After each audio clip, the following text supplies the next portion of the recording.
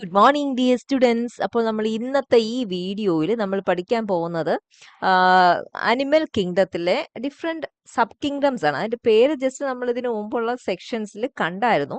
അപ്പം നമ്മുടെ ഈ ചാപ്റ്റർ ലെവൽസ് ഓഫ് ഓർഗനൈസേഷനെ കുറിച്ച് മനസ്സിലാക്കുന്നതാണ്. അപ്പം ഇതിൽ ഈ സബ് കിങ്ഡംസ് എന്തിനാണ് നമ്മൾ നോക്കുന്നതെന്ന് വെച്ച് കഴിഞ്ഞാൽ ആ ലെവൽസ് ഓഫ് ഓർഗനൈസേഷൻ്റെ ആ ഒരു ഇവല്യൂഷൻ്റെ progression means from simple level to that complex level of organisation എങ്ങനെ പ്രൊസീഡ് ചെയ്യുന്നു from simple organisms to complex organism. അപ്പോൾ അതൊന്നും മനസ്സിലാക്കാൻ വേണ്ടിയിട്ടാണ് നമ്മൾ അനിമൽ കിങ്ഡത്തിലെ ഡിഫറെൻറ്റ് സബ് കിങ്ഡംസ് വെച്ച് അതിനെക്കുറിച്ചൊന്ന് നമ്മൾ നോക്കാൻ പോകുന്നത് ഈ സെക്ഷനിൽ. Okay, first sub kingdom Mesozoa. Mesozoa, Parazoa and Eumetazoa ആണ് 3 സബ് കിങ്ഡംസ് അനിമൽ കിങ്ഡത്തിൽ വരുന്നത്. അതിൽ ഫസ്റ്റ് വൺ മീസോസോവ.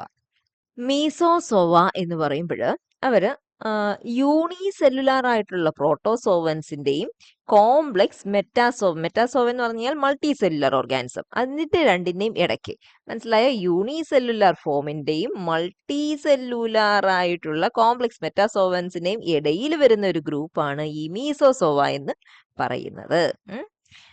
ഇതിനെ നോക്കി കഴിഞ്ഞാൽ എൻ്റെ ഒരു ലുക്കൊക്കെ ഒരു വേം ലൈക്ക് ആണ്. ഇങ്ങനെയുള്ള മൾട്ടി സെല്ലുലാർ ആയിട്ടുള്ള വേം ലൈക്ക് ആണ്. പക്ഷെ അവൻ്റെ ബോഡി ഓർഗനൈസേഷനൊക്കെ വളരെ സിമ്പിൾ ആണ്. മനസ്സിലായോ? ഒരു അനിമൽ ബോഡി ഓർഗനൈസേഷൻ അങ്ങനെ ഭയങ്കര കോംപ്ലെക്സ് ആയിട്ട് ചിന്തിക്കുമ്പോൾ അത്രത്തോളം ഒന്നും കോംപ്ലെക്സ് അല്ലാത്ത സിമ്പിൾ ബോഡി ഓർഗനൈസേഷൻ ആണ്. Even though they are multicellular ആണെങ്കിൽ കൂടി അവരുടെ ബോഡി ഓർഗനൈസേഷൻ ഒക്കെ വളരെ സിമ്പിൾ ആണ്. അതിൻ്റെ സെൽ റേഞ്ച് അവരുടെ മൾട്ടി സെല്ലുലാർ ആണെന്ന് പറഞ്ഞു. അപ്പോൾ ഒരു റേഞ്ച് എത്ര സെൽസ് കാണും എന്ന് പറയാം, ഒരു ആവറേജ് 50 സെൽസ് ഉണ്ടായിരിക്കും. പക്ഷേ ആ നമ്പർ എന്ന് പറയുന്നത് it is constant for each species. അപ്പോൾ നമ്മൾ ഒരു സ്പീഷീസ് എടുത്തു, അടുത്ത സ്പീഷീസ് വന്നു, അപ്പോൾ സ്പീഷീസ് വൈസ് ആ നമ്പർ എന്ന് പറയുന്നത് കോൺസ്റ്റന്റ് ആയിരിക്കും. മനസ്സിലായോ? ഒരു സ്പീഷീസ് എടുത്താൽ ഇപ്പോൾ 50 സെൽ ഉണ്ടെങ്കിൽ അതിൽ വരുന്ന സ്പീഷീസിലെല്ലാം 50 സെൽസ് ആയിരിക്കും ഉള്ളത്. അപ്പൊ ഈ മീസോസോവൻസിനെ ഇവരെ എന്തായിട്ടാണ് കണക്കാക്കുന്നതെന്ന് അറിയോ? ഒരു മിസ്സിംഗ് ലിങ്ക് ആയിട്ടാണ് കണക്കാക്കുന്നത്. ഏതിന്റെ രണ്ടിന്റെയും ഇടയ്ക്കുള്ളത്? പ്രോട്ടോസോവൻസിന്റെയും മെറ്റാസോവൻസിന്റെയും. പ്രോട്ടോസോവ എന്ന് പറയുമ്പോൾ യൂണിസെല്ലുലാർ, മെറ്റാസോവ എന്ന് പറയുമ്പോഴത്തേക്കും മൾട്ടി സെല്ലുലാർ.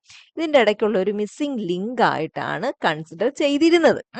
പക്ഷെങ്കിൽ മോഡേൺ സ്റ്റഡീസ് പറഞ്ഞു ഇവരങ്ങനെയൊന്നും അല്ല.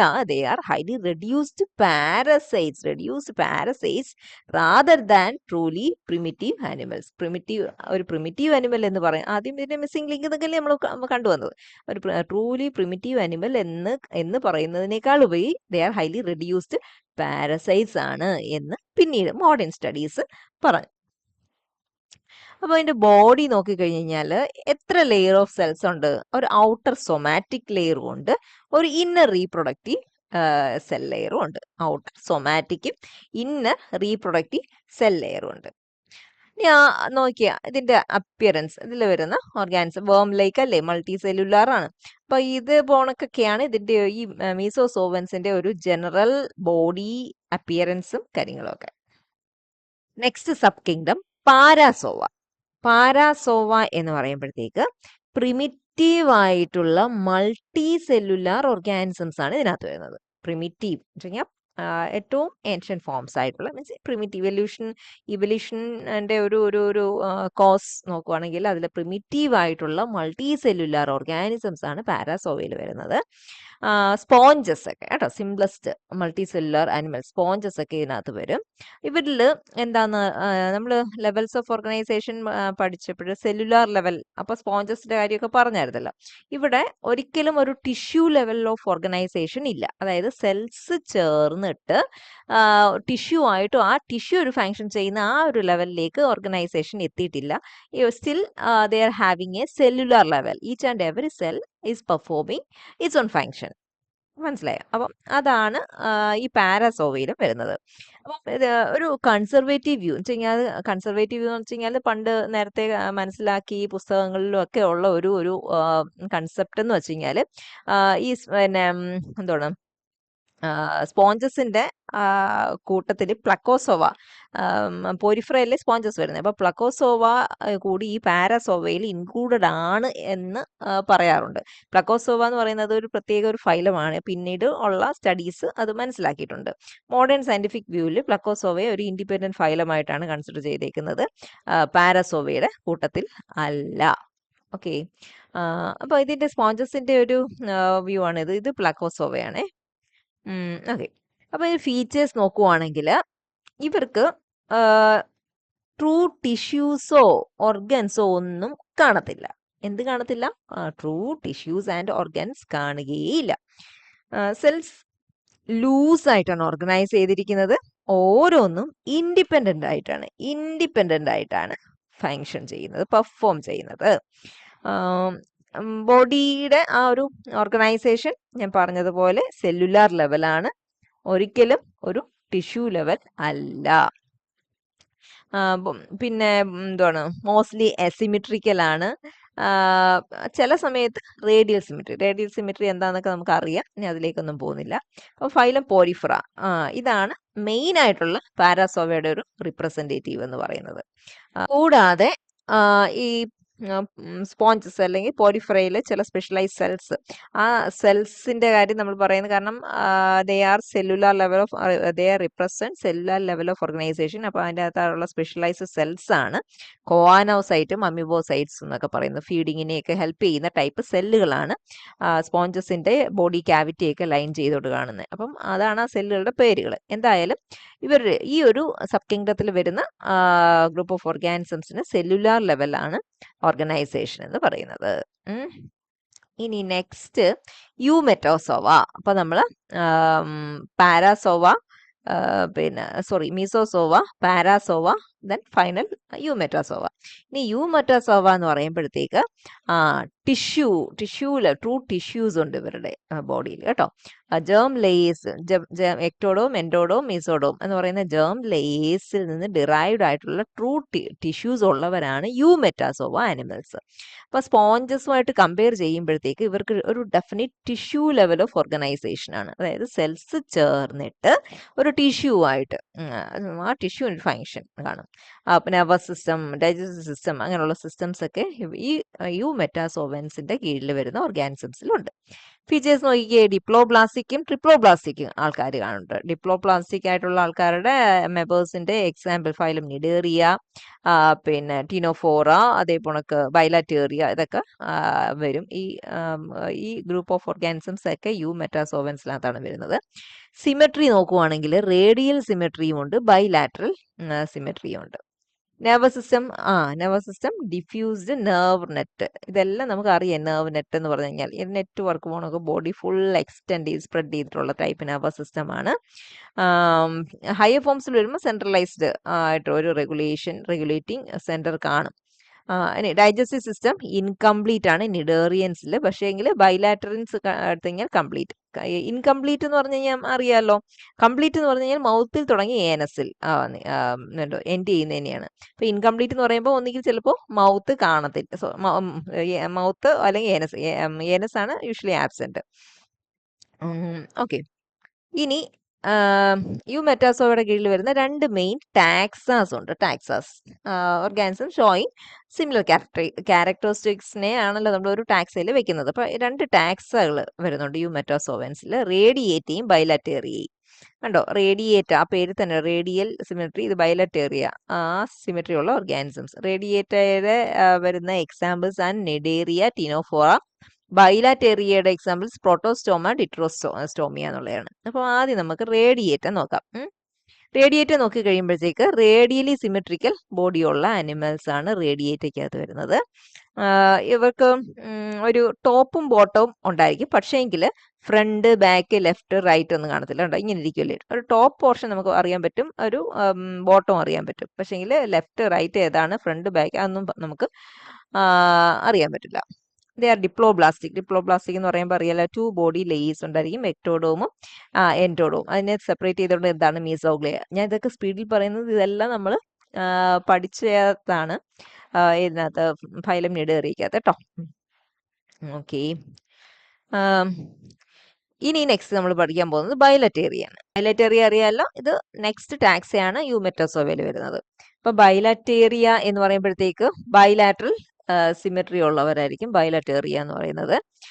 ഇവർക്ക് എന്തൊക്കെയുണ്ട്, നേരത്തെ നമ്മൾ കണ്ടതിനകത്ത് പറഞ്ഞു ഒരു ടോപ്പും ബോട്ടോയും ഉള്ളൂ, അല്ലാതെ ലെഫ്റ്റ് റൈറ്റ് ഫ്രണ്ട് ബാക്ക് ഒന്നും ഇല്ലെന്ന്. പക്ഷെ ഇവിടെ വരുമ്പോഴത്തേക്ക് ടോപ്പ് സൈഡ് ബോട്ടം സൈഡ് ഉണ്ട്. അത് ഇവർക്ക് ഒരു ആന്റീരിയർ എൻഡ് പോസ്റ്റീരിയർ എൻഡ് അല്ലെങ്കിൽ ഹെഡ് അല്ലെങ്കിൽ ടെയിൽ അതെല്ലാം ഉണ്ട്. നമുക്ക് ലെഫ്റ്റ് റൈറ്റ് അതെല്ലാം സൈഡ് ഉണ്ട്. പിന്നെ ഈ സിമെട്രി ബൈലാറ്ററൽ സിമെട്രി സാധാരണ കാണുന്നത് ഏത് ഫൈലത്തിലാണ്? ഫൈലം പ്ലാറ്റി ഹെൽമിൻസിനകത്താണ്. എക്സാമ്പിൾ പ്ലാനേറിയ, ഫാസിയോള ഇതൊക്കെ വരും കേട്ടോ. പിക്ചർ ഇവിടെ കൊടുത്തിട്ടുണ്ട്. ഇനി സിഫലൈസേഷൻ കണ്ടു തുടങ്ങി കേട്ടോ ഇവിടെ. സിഫലൈസേഷൻ എന്ന് പറഞ്ഞു കഴിഞ്ഞാൽ എന്താണെന്നറിയാമോ? ഒരു ഒരു ഇവല്യൂഷണറി ട്രെൻഡ് ആണ് വെച്ച് കഴിഞ്ഞാൽ നെർവസ് സിസ്റ്റം അല്ലെങ്കിൽ ഒരു ഹെഡ് പോർഷൻ ഒരു ആന്റീരിയർ എൻഡിൽ നമുക്ക് ഡിമാർക്കേറ്റ് ചെയ്യാൻ പറ്റും. അതിനെയാണ് സിഫലൈസേഷൻ എന്ന് പറയുന്നത്. ഈ സിഫലൈസേഷൻ എന്ന് പറയുന്ന ആ ട്രെൻഡ് തുടങ്ങിയത് ബൈലാറ്ററൽ സിമെട്രി ആ ഒരു ടൈം മുതലാണ് കേട്ടോ. അതാണ് സിഫലൈസേഷൻ എന്ന് വെച്ച് കഴിഞ്ഞാൽ concentration of sensory structures on the anterior എൻഡിൽ സെൻസറി സ്ട്രക്ചേഴ്സ് കോൺസെൻട്രേറ്റ് ചെയ്ത് നമുക്ക്, അതായത് നമ്മുടെ ഒരു ഹെഡ് പോർഷൻ എന്ന് നമുക്ക് പറയാൻ പറ്റുന്ന രീതിയിലുള്ള ഒരു ഡെവലപ്മെന്റ്, അതിനെയാണ് സിഫലൈസേഷൻ. നമുക്ക് സിഫലൈസേഷൻ ഉണ്ട് അല്ലേ, നെർവ് നെറ്റ് അല്ല, ഒരു കൺട്രോളിങ് സെന്റർ ആന്റീരിയർ എൻഡിലുണ്ട്. ഓൾ മെമ്പേഴ്സ് ആർ ട്രിപ്ലോബ്ലാസ്റ്റിക് എന്ന് പറയുമ്പോൾ 3 ലേയേഴ്സ് ഉണ്ട്. ഏതൊക്കെയാണ് നിങ്ങൾ എന്ന് പറഞ്ഞ ectoderm, middle mesoderm and inner endoderm. ഇനി ഈ ബൈലറ്റേറിയയെ നമുക്ക് വീണ്ടും ക്ലാസിഫൈ ചെയ്യാം. എന്തൊക്കെയായിട്ടെന്നറിയാമോ? Protostomia and Deuterostomia. അപ്പം അത് രണ്ടും കൂടെ എന്താണെന്ന് നമുക്കിനി നോക്കാം. പ്രോട്ടോസ്റ്റോമിയ. അപ്പൊ ഈ ഒരു കാര്യം കൂടെ പറഞ്ഞോട്ടെ. പ്രോട്ടോസ്റ്റോമിയ, ഡിട്രോസ്റ്റോമിയ എന്ന് പറയുന്നത് രണ്ട് ഗ്രൂപ്പ് വന്നത് എന്തിന്റെ പേരിലാണെന്ന് വെച്ച് കഴിഞ്ഞാൽ എംബ്രിയോണിക് ഡെവലപ്മെന്റ്. ബൈലാറ്ററൽ സിമെട്രി ഉള്ള ഓർഗാനിസംസിനെ മൊത്തമായിട്ട് വരുന്ന ഗ്രൂപ്പാണ് ബൈലറ്റേറിയ. ആ ഗ്രൂപ്പിൽ തന്നെ എന്താണ് എംബ്രിയോണിക് ഡെവലപ്മെന്റിൽ ചില ഡിഫറൻസ് ഉണ്ടായി. അതിനെ ബേസ് ചെയ്തിട്ടാണ് ഈ പ്രോട്ടോസ്റ്റോമിയ ആൻഡ് ഡിട്രോസ്റ്റോമിയ എന്ന് പറയുന്നത്. അപ്പൊ അതിൽ പ്രോട്ടോസ്റ്റോമിയാണ് നമ്മൾ കാണാൻ പോകുന്നത്. പ്രോട്ടോസ്റ്റോമിയയിൽ എർലി ടൈമിലെ ക്ലീവേജ് ഡയഗണൽ ക്ലീവേജ് ആണ്. കാരണം എന്താന്ന് വെച്ച് കഴിഞ്ഞാൽ അതിന്റെ പോളാർ ആക്സിസ് എന്താണ് പെർപെൻഡിക്കുലർ ആയിട്ടല്ല, ഒബ്ലീക്ക് ആയിട്ടായിരുന്നു ഇരുന്നത്. പോളാർ ആക്സിസ് എന്ന് പറയുമ്പോഴത്തേക്ക് അനിമൽ പോള്, വെജിറ്റൽ പോള് ഉണ്ടോ. അപ്പൊ ഇങ്ങനെയുള്ള ഇതിനെയാണ് ആക്സിസ്, പോളാർ ആക്സിസ്. അത് കറക്റ്റ് ഒരു വെർട്ടിക്കൽ ആയിരുന്നു. ഇത് ഒബ്ലിക് ആയിട്ടുള്ള ഒരു ആക്സിസ് ആയത് കൊണ്ട് അതിന്റെ ഡിവിഷൻ ഡയഗണലി ആണ് നടക്കുന്നത്. ഡയഗണലി എന്ന് പറയുമ്പോഴത്തേക്ക് ഡിവൈഡ് ചെയ്ത് സെല്ലുകൾ ഇങ്ങനെ കൂടുമ്പോൾ അടുത്ത റോ വരുമ്പോൾ ഈ സെല്ലിന്റെ മുകളിലല്ല അടുത്തത് വരുന്നത്, പകരം ഈ രണ്ടെണ്ണത്തിന്റെ ഇടയ്ക്ക് വരും. മനസ്സിലായോ? ഇങ്ങനെ ഒബ്ലിക് ആയിട്ട് പോകും. മനസ്സിലായി? രണ്ടെണ്ണത്തിന്റെ കറക്റ്റ് മുകളിലായിട്ടാണ് അടുത്തത്, ഈ രണ്ടെണ്ണത്തിന്റെ അടുത്ത മുകളിലായിട്ട് ഞാൻ കാണിക്കാം.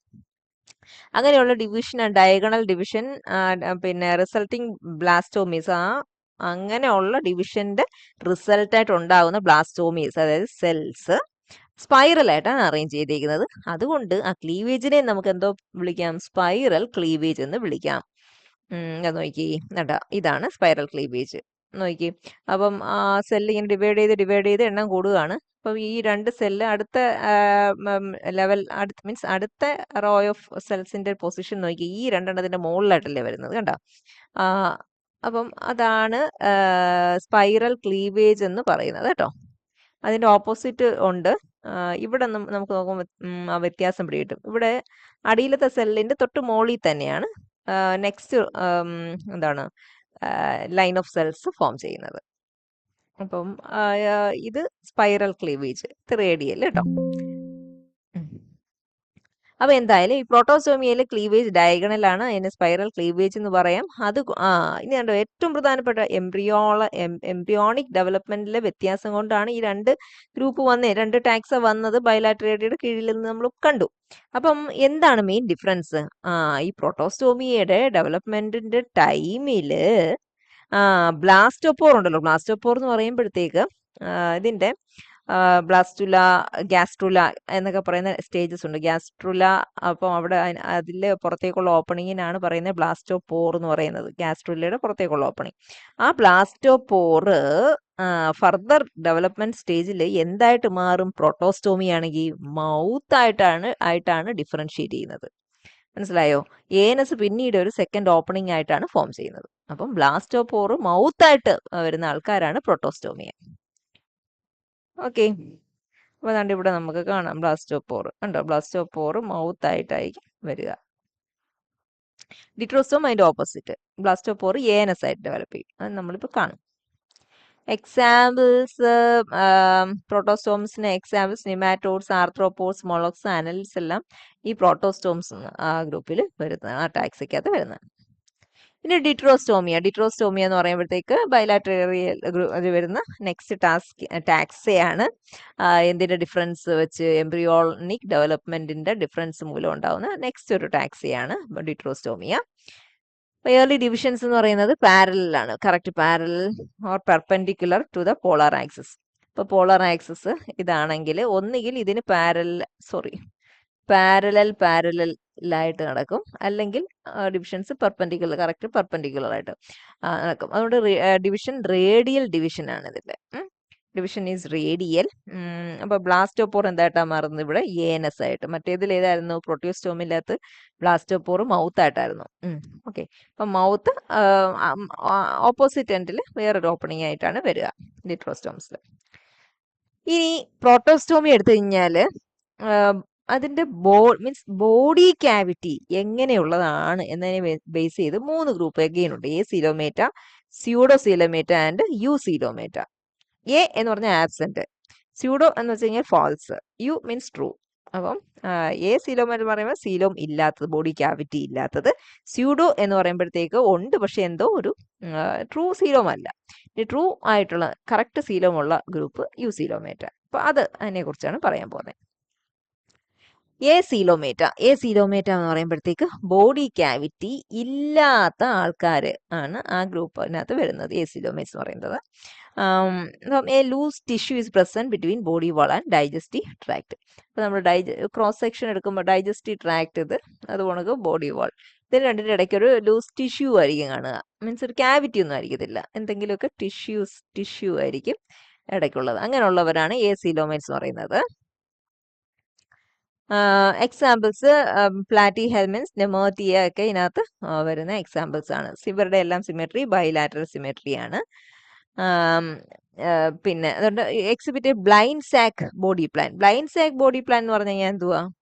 അതായത് ഇവരുടെ ബോഡിയുടെ ഓപ്പണിംഗ് ഒരെണ്ണം മാത്രമേ കാണുള്ളൂ, മൗത്തും ഏനസും കാണത്തില്ല. അതാണ് ബ്ലൈൻഡ് സാക്ക് ബോഡി പ്ലാൻ എന്ന് പറയുന്നത്. അപ്പം ഈ ഗ്രൂപ്പ് ഈ ടൈപ്പിലെ ഓർഗാനിസംസ് അതിന്റെ ന്യൂട്രിയൻസ് അബ്സോർവ് ചെയ്യുന്നത് സ്കിൻ വഴിയാണ്, അല്ലാതെ മൗത്ത് വഴി ഈറ്റ് ചെയ്യുന്നതിനേക്കാട്ടിൽ ഉപരിയായിട്ട് സ്കിൻ വഴിയാണ് അബ്സോർബ് ചെയ്യുന്നത്. ഓക്കെ, ഈ സ്യൂഡോ സീലോമീറ്റ എന്ന് പറയുമ്പോൾ സീലോം ഉണ്ടോ എന്ന് വെച്ചാൽ സീലോം ഉണ്ട്, പക്ഷെ അത് കറക്റ്റ് ആയിട്ടുള്ള സീലോം ആണോ എന്ന് വെച്ചാൽ അല്ല. അതാണ് സ്യൂഡോ സീലോമീറ്റ. ഒരു ഫ്ലൂയിഡ് ഫിൽഡ് ആയിട്ടുള്ള ക്യാവിറ്റി ഉണ്ട്, എവിടെയാണ്? Between the digestive tract and body വാൾ. അപ്പം ഇത് ബോഡി വാളും ഇത് ഡൈജസ്റ്റീവ് ട്രാക്റ്റുമായിട്ട് എടുത്തു കഴിഞ്ഞാൽ ഇതിന്റെ ഇടയ്ക്ക് ഒരു ഫ്ലൂയിഡ് ഫിൽഡ് ആയിട്ടുള്ള ഒരു ക്യാവിറ്റി ഉണ്ട്. പക്ഷേങ്കിൽ this cavity is not lined by mesodermal tissue. അതാണ് പോയിന്റ്. ട്രൂ സീലോം എന്ന് പറയണമെങ്കിൽ കംപ്ലീറ്റ് ആയിട്ട് മീസോഡോം ടിഷ്യൂ വെച്ച് ലൈൻ ചെയ്തിരിക്കുന്നതായിരിക്കണം, അല്ലാത്തതിനെ നമുക്ക് ട്രൂ സീലോം എന്ന് പറയാൻ പറ്റത്തില്ല. എപ്പോഴായിരിക്കും മീസോഡോം ടിഷ്യൂ വെച്ചിട്ട് കംപ്ലീറ്റ് ആയിട്ട് ലൈൻ ചെയ്യാൻ പറ്റുക? ആ ക്യാവിറ്റി എന്ന് പറയുന്നത്, ഇപ്പം ഇത് എക്ടോഡോമും ഇത് എൻഡോഡോമും ആണെങ്കിൽ മീസോഡോമിന്റെ ഉള്ളില് ഫോം ചെയ്യണം. മനസ്സിലായി? ഇതിപ്പോ ഫുള്ള് മീസോഡോം ആണെങ്കിൽ ഇതിന്റെ ഉള്ളിലൊരു ക്യാവിറ്റി ഇങ്ങനെ ഫോം ചെയ്യുകയാണെങ്കിൽ എന്ത് വരും? ഇതിന്റെ ഔട്ട്സൈഡും ഇൻസൈഡും മീസോഡോം വെച്ച് ലൈൻ ചെയ്തതായിട്ട് വരത്തില്ലേ? അങ്ങനെയുള്ള പിന്നെ ക്യാവിറ്റീസിനെ മാത്രമേ നമ്മൾ ട്രൂ സീലോം എന്ന് പറയുള്ളൂ. മനസ്സിലായോ? പക്ഷെ ഇവിടെ അങ്ങനെയല്ല. ബോഡി വാളിന്റെ ഡൈജസ്റ്റീവ് ട്രാക്ടിന്റെയും ബോഡി വാളിന്റെ ഇടയ്ക്ക് ഒരു ഫ്ലൂയിഡ് ഫിൽഡ് ക്യാവിറ്റി ഉണ്ടെന്നേ ഉള്ളൂ. അത് കംപ്ലീറ്റ്ലി മീസോഡോം വെച്ചിട്ട് ലൈൻ ചെയ്തിട്ട് ഉള്ളതല്ല. ഏതെങ്കിലും ഒരു സൈഡ്, ഇന്നർ സൈഡ് മാത്രം ആയിരിക്കും പിന്നെ മീസോഡോം വെച്ചിട്ട് ലൈൻ ചെയ്തിട്ടുള്ളത്. അങ്ങനെയുള്ള ക്യാവിറ്റി ഉള്ള ഓർഗാനിസംസിനെയാണ് സ്യൂഡോ സീലോമേറ്റ്സ് എന്ന് പറയുന്നത്.